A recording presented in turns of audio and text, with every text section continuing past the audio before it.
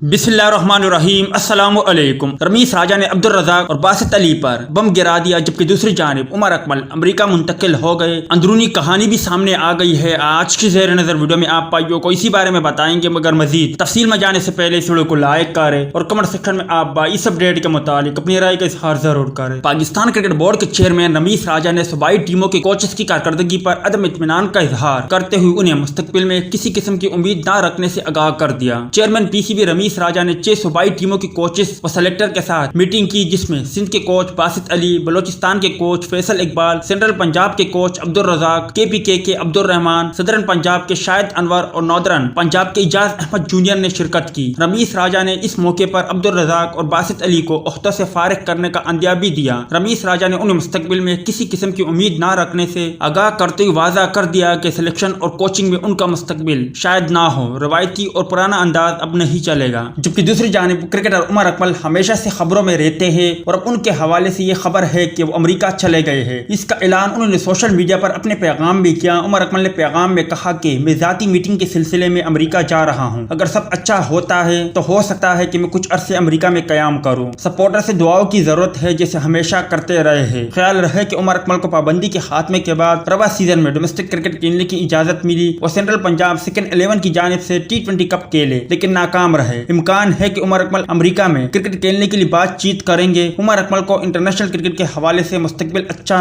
नजर नहीं आ रहा था, खास तौर पर पीसीबी के मौजूदा मैनेजमेंट के होते हुए उनका खेलना इंतहाई मुश्किल था।